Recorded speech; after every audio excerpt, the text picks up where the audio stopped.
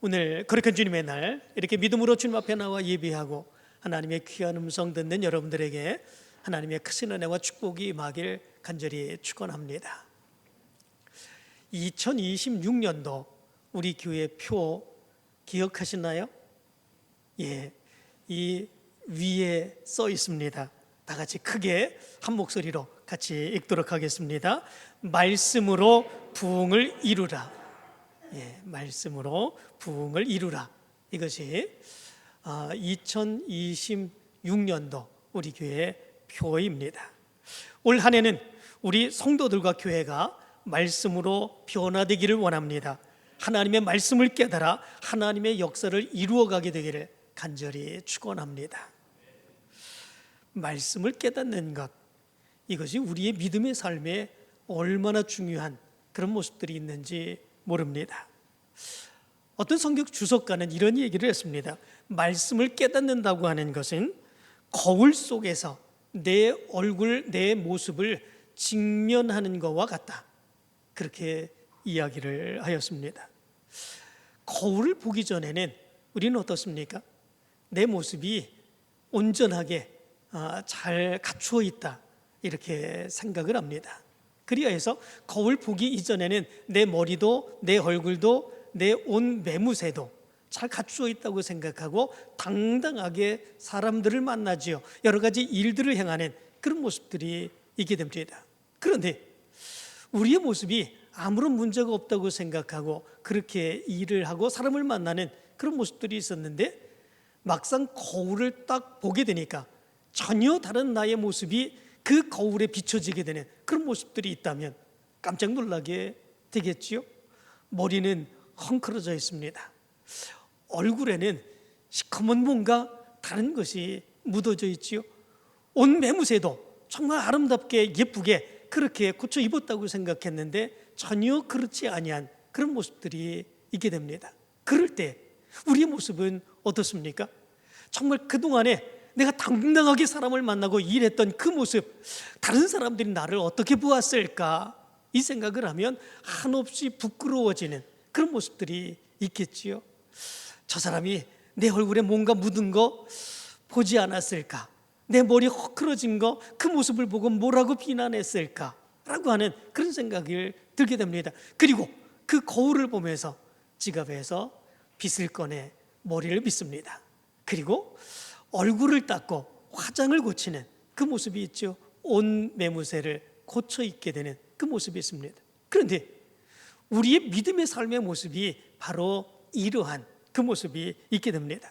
하나님의 말씀을 깨닫기 전까지는 내가 당당하게 살아갑니다. 이것이 옳은 걸로 생각하며 살아갑니다. 내가 아무런 문제가 없다고 생각하며 살아가게 되는 그런 모습들이 있게 됩니다. 그런데 하나님의 말씀을 듣고 그 말씀의 깨달음을 얻게 되는 그 모습이 있게 되다 보니까 그 말씀으로 내 모습을 비춰보니까 내가 살아왔던 그 삶의 모습이 전혀 다른 사람들에게 내보일 수 있는 그런 삶의 모습이 아닙니다. 내 마음에는 여러 가지의 죄악된 모습들이 있고 내가 살아갔던 그 삶의 모습은 하나님이 기뻐하시는 그런 삶을 살아가지 못했던 그런 모습들이 그 말씀 속에 비추어서 내 삶의 모습에 나타나게 되죠.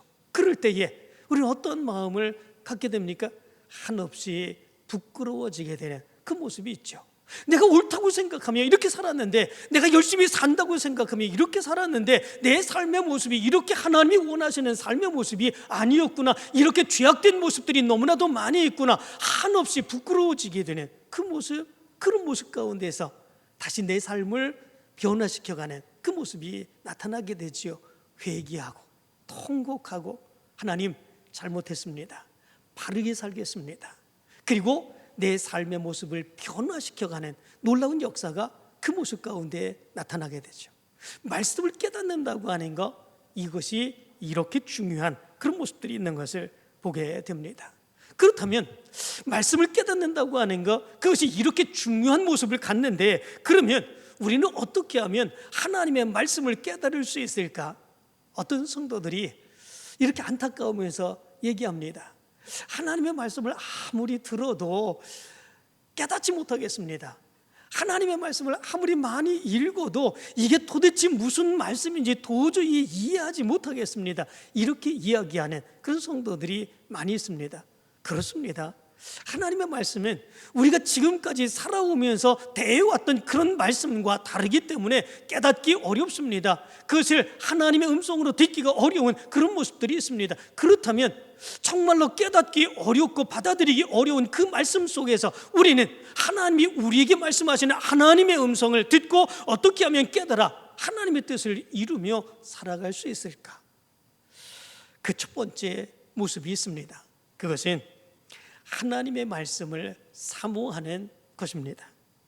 말씀을 듣고자 하는 열망, 그 말씀이 나에게 역사하기를 원하는 기대, 그 말씀을 깨닫게 되고 얻는 기쁨의 모습, 우리가 그것을 생각하며 그 말씀을 더 사모하며 하나님 앞에 달려나가는 그 모습이 우리 가운데 있어야 됩니다.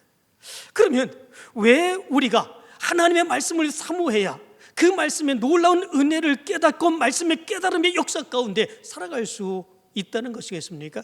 거기에는 이런 이유가 있습니다. 하나님이 우리에게 하나님의 말씀을 들려주실 때에 하나님이 직접 말하는 것이 아니기 때문에 그렇습니다. 하나님이 말씀하실 때 누구를 통해서 말씀하십니까?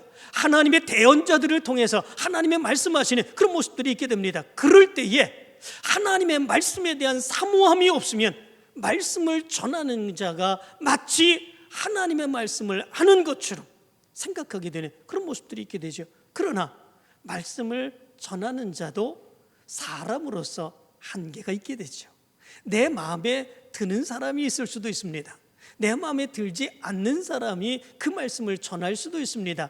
나에게 상처를 준 그 사람이 그 말씀을 전하는 그런 사람일 수도 있습니다. 내가 원하는 스타일이 아닐 수도 있습니다. 그럴 때에 우리는 어떻게 되겠습니까? 그 사람을 바라보게 되는 그런 모습들이 있게 되지요. 저 사람이 저렇게 얘기하는데 저 사람이 얘기하는 제 얘기가 어떻게 하나님의 말씀이 될 수 있어? 이렇게 생각되는 그런 모습들이 있게 되죠. 말씀을 사모하게 되는 그 마음이 없으면 사람을 보게 됩니다. 그 사람을 보게 되면 그 사람이 전하는 말로 들려지게 되는 그 모습이 있게 되고, 그거는 그 사람의 생각과 그 사람의 의지와 그 사람이 나에게 하고 싶은 이야기를 한다고 생각되는 그런 모습들이 있게 됩니다. 그러면 하나님의 음성은 우리에게 들려지지 않습니다. 하나님의 말씀은 도저히 깨달아지지 않게 되는 그런 모습들이 있게 됩니다. 때로는 내 마음과 다를 때에 그 말씀이 오히려 거부감이 있게 되는 이런 모습들이 나타나게 됩니다. 그러나 말씀을 사모하게 되는 그런 모습들이 있으면 사람이 보이지 않습니다. 사람이 중요한 것은 아닙니다. 사람은 어차피 그 사람의 모습 가운데서 다 흉과 허물이 나타날 수밖에 없습니다. 그렇지만 하나님이 그 사람을 택하셔서 그 사람을 통해서 하나님의 음성을 들려주기에 더 중요한 그런 모습이 있음을 깨닫게 되지요. 그 사람을 통해서 나에게 들려주시는 그 음성이 어떤 것인가, 바로 그것을 깨닫기를 원하게 되는 그런 모습들이 있게 되지요. 그래서 사람을 보지 않습니다. 하나님이 그 사람을 통해서 들려주시는 하나님의 음성을 듣기를 간절히 사모하고 그 말씀을 깨닫기를 간절히 사모하는 그 모습이 나타나게 되지요. 사도행전 10장의 말씀 가운데 보면 로마의 군대 장관 고넬료라고 하는 그런 사람의 이야기가 기록되어 있습니다. 고넬료는 이스라엘을 점령하고 있었던 그런 군대의 백부장이었습니다. 그런데 그가 하나님을 경외하고 하나님의 말씀을 듣기를 사모하는 그런 모습들이 있게 되죠. 그때에 그 말씀을 듣고자 하여 베드로를 그의 집으로 청하여 하나님의 말씀을 듣기를 원합니다. 그런데 베드로는 어떤 사람이었습니까? 그 당시에 로마의 식민지의 최하층의 사람, 어부였던 그런 사람이었습니다. 그런데도 이 고넬료는 그 사람을 거부하지 않습니다. 그 베드로를 초청하여 하나님의 말씀 듣기를 원하는 그런 모습들이 있게 됩니다. 사도행전 10장 24절 25절의 말씀 가운데 보면 이렇게 말합니다. 고넬료가 그의 친척과 가까운 친구들을 모아 기다리더니 마침 베드로가 들어올 때에 고넬료가 맞아 발 앞에 엎드려 절하니, 이렇게 말씀해 주고 있습니다. 로마의 군대 장관입니다. 베드로는 정말 하층 계급 중에 가장 하층 계급 어부로 정말 그 사람 앞에 무릎을 꿇는다고 하는 거 있을 수 없는 그런 모습들이 있게 됩니다. 그런데 그럼에도 불구하고 이 고넬료는 베드로 앞에 무릎을 꿇습니다. 사람에게 무릎을 꿇는 것이 아닙니다. 그를 통해서 들려주시는 하나님의 말씀 앞에서 하나님의 음성 듣기를 원하며 그 앞에 무릎을 꿇게 되는 그런 모습들이 있게 됩니다. 고넬료의 하나님의 말씀에 대한 사모함이 어느 정도인가라고 하는 것을 알 수 있게 되죠. 고넬료가 이렇게 말씀을 사모하며 베드로로부터 말씀을 들었을 때 어떤 역사가 일어납니까? 사도행전 10장 44절부터 46절까지의 말씀을 보면 이렇게 말합니다. 베드로가 이 말을 할 때에 성령이 말씀 듣는 모든 사람에게 내려오시니 베드로와 함께 온 할례 받은 신자들이 이방인들에게도 성령 부어주심으로 말미암아 놀라니 이는 방언을 말하며 하나님 높임을 들음이러라. 이렇게 말씀해 주었습니다. 이것이 얼마나 엄청난 일인가 라고 하는 것을 우리가 생각해 볼 수 있어야 됩니다. 왜냐하면 이 모습은 예수 그리스도의 마지막 부탁의 말씀을 제자들이 됐죠. 너희는 예루살렘을 떠나지 말고 내가 이제 보내줄 성령을 기다리라고 예수님의 말씀을 합니다. 제자들이 그 말씀을 믿죠. 그리고 마가의 다락방에 들어가 그들이 함께 합심하여 뜨겁게 기도하며 예수님이 보내주신다고 하는 성령을 간절히 기다리는 그런 모습들이 있게 되죠. 오순절 날에 하나님의 놀라운 역사가 일어나게 됩니다. 그들 위에 불이 혀처럼 갈라지며 그 모든 사람들 위에 임하게 되고 그리고 성령의 강권적인 바람이 불게 되고 그리고 그들은 방언하게 되는 놀라운 역사가 일어나게 됩니다. 불안과 두려움 가운데 떨고 있었던 그 제자들, 그럼에도 불구하고 그 성령의 강림의 역사를 체험하고 난 뒤에 담대하게 말씀을 증거함으로 인하여 하루에도 3,000명씩 회개하며 교회를 세워가는 이런 역사들이 일어나게 되죠. 누구를 통해서 나타난 역사입니까? 예수 그리스도의 제자들 120명 성령 강림의 놀라운 역사를 체험하고 난 뒤에 그들을 통해서 나타난 그런 역사입니다. 그런데 그들을 통해서 나타난 것과 똑같은 성령의 역사가 하나님을 믿지 않았던 이방인들, 바로 고넬료와 함께했던 그 가족들과 그 사람들이 하나님의 말씀을 사모하며 그 말씀을 들을 때에 그들에게도 똑같은 그런 엄청난 역사가 일어나게 된 것을 보게 됩니다. 이방인들에게도 성령 부어주심으로 말미암아 놀라니 이는 방언을 말하며 하나님 높임을 들음이러라. 이들에게도 똑같은 엄청난 능력의 역사가 일어나게 되었던 것을 보게 됩니다. 하나님의 말씀의 사모함은 하나님 앞에서 나를 낮춥니다. 그리고 하나님의 말씀을 사모하며 하나님의 말씀을 듣습니다. 사람을 보지 않습니다. 그 사람이 어떤 사람인지, 그 사람이 나에게 그 사람의 이야기를 하는지 그게 중요하지 않습니다. 그 사람을 통해서 들려주시고자 하시는 하나님의 음성을 간절히 사모하며 그 말씀만 바라보게 되는 그 모습이 있게 됩니다. 그리고 그 말씀을 들을 때에 깨닫게 되고 하나님이 역사해 주시는 놀라운 능력의 역사를 체험하게 되는 것입니다. 올 한 해 여러분들에게도 이런 삶의 역사가 나타나게 되길 간절히 축원합니다. 하나님의 말씀을 듣고 깨닫고 하나님의 놀라운 능력의 역사가 여러분들의 삶 가운데 충만하게 임하게 되길 간절히 축원합니다. 말씀을 사모하지 않으면 어떻게 되겠습니까? 반대적인 그 모습이 나타나겠지요. 사람을 보게 됩니다. 그리고 하나님의 말씀도 내 기준으로 판단하게 되는 그런 모습들이 있게 되죠. 내 마음에 맞을 때는 긍정합니다. 내 마음에 맞지 아니할 때는 무시합니다. 때로는 부정합니다. 때로는 분노하는 그 모습이 있게 되죠. 그게 하나님의 말씀이냐 생각하게 되는 그런 모습들이 나타나게 되죠. 하나님의 말씀을 들을 때 우리는 아멘으로 받아들일 수 있어야 됩니다. 아멘이라고 하는 그 말씀이 무엇입니까? 사람의 말이 아니라 하나님의 말씀이고, 그 말씀에 나는 전적으로 동의합니다. 그 말씀대로 이루어지기를 원합니다. 이것이 아멘 아니겠습니까? 하나님의 말씀이 우리 가운데 들려질 때에 내 마음에 맞는 게 그게 중요한 것이 아닙니다. 하나님이 나에게 어떤 말씀을 하시는지, 그 말씀을 통해서 어떤 삶을 살아가기를 원하시는지, 그게 중요한 것이지요. 그렇기에 내 마음에 맞지 않는다고 할지라도, 내 뜻과는 전혀 다른다고 할지라도 하나님의 말씀을 듣고 그 말씀에 아멘하여 내 삶을 바꿔가는 모습이 나타나야 되는 거죠. 그럴 때에 하나님의 놀라운 역사가 나타나게 되는 것입니다. 내 마음에 맞는 것만 아멘하고 내 마음에 맞지 아니한다고 부정하거나 무시하는 모습이 있으면 하나님이 인도하시고 하나님이 역사하시는 놀라운 능력의 역사를 어떻게 체험하는 것이겠습니까?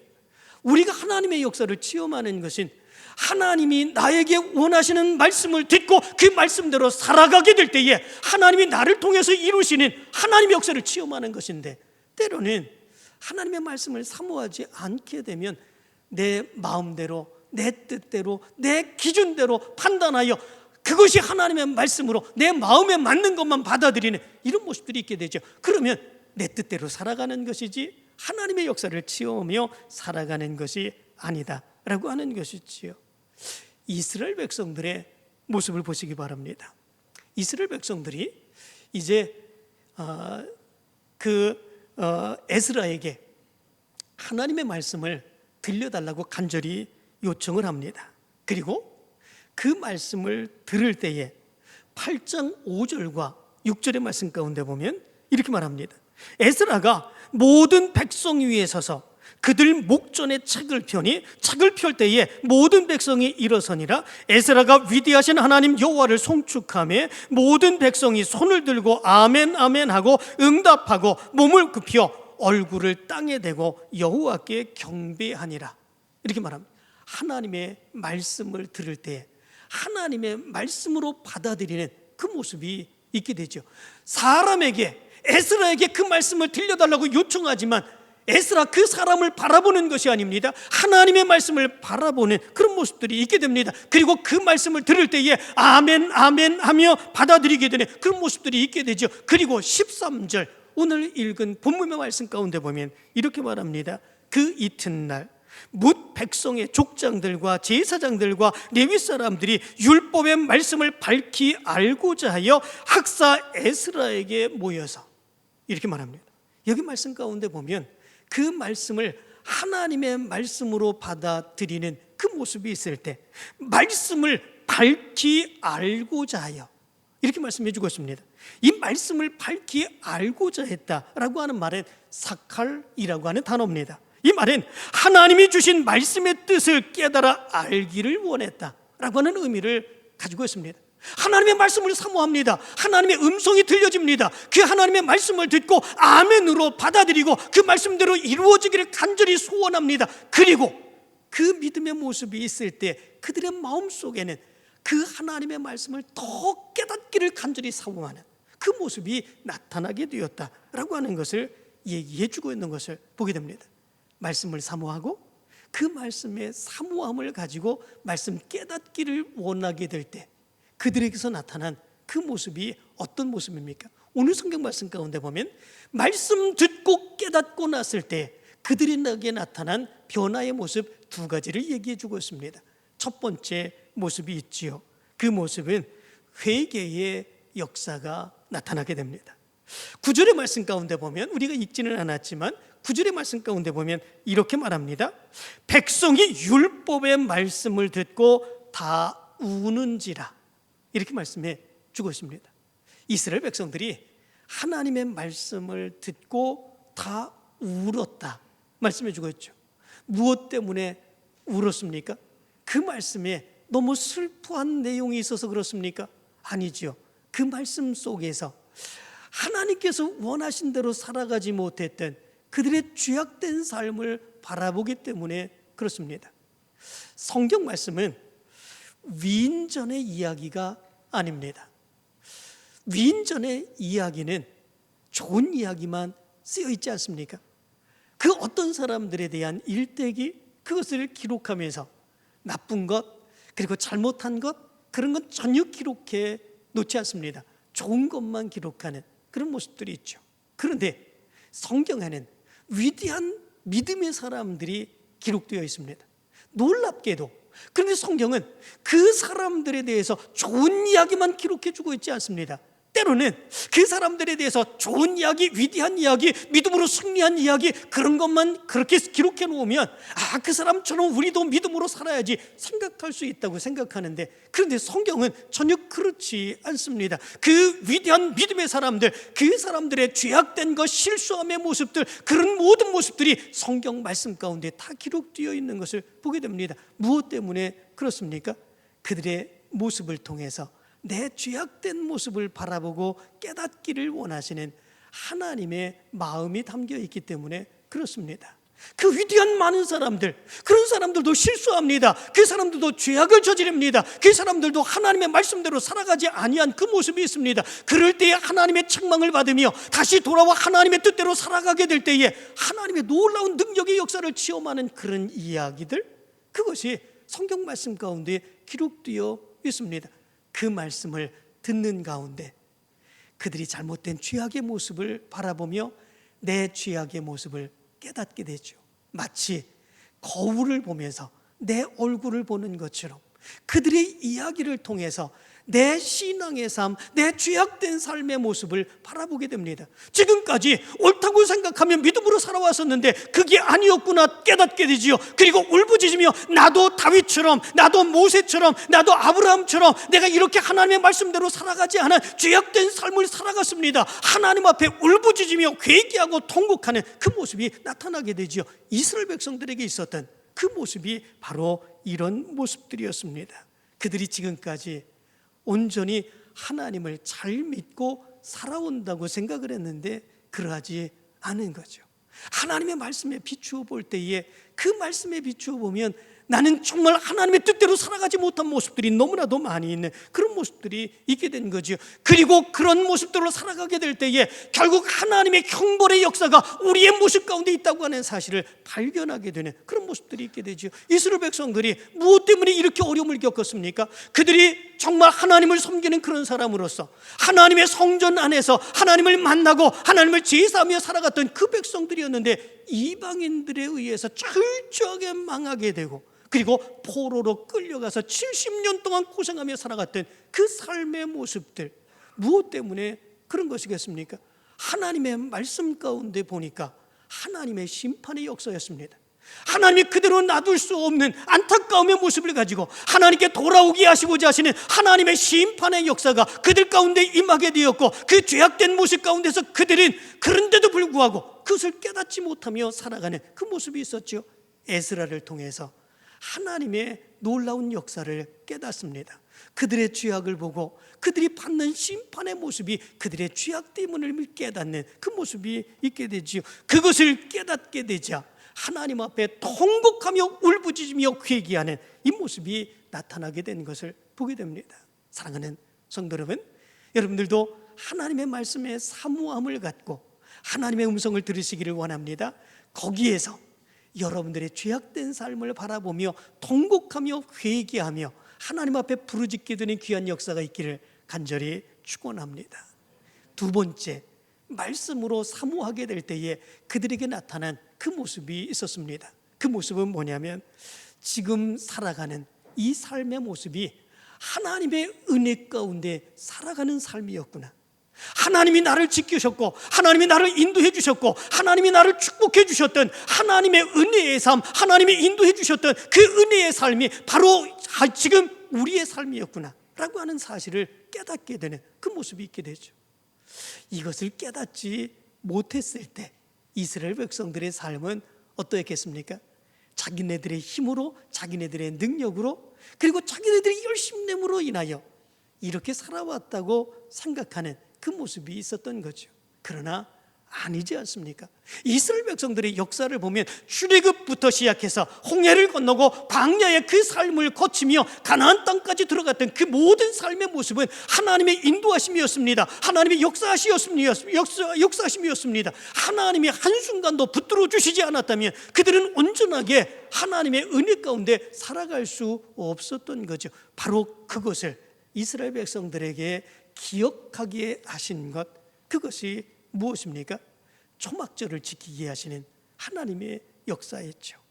오늘 본문 14절 15절의 말씀 가운데 보면 이렇게 말합니다.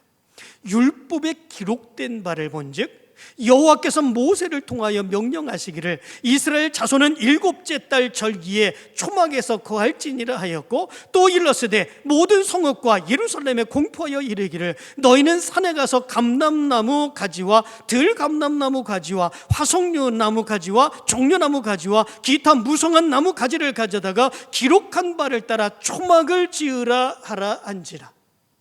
하나님이 이스라엘 백성들에게 이제 가나안 땅에 들어가서 초막절을 지키며 살아가게 하신 거죠. 무엇 때문에 그런 것이겠습니까?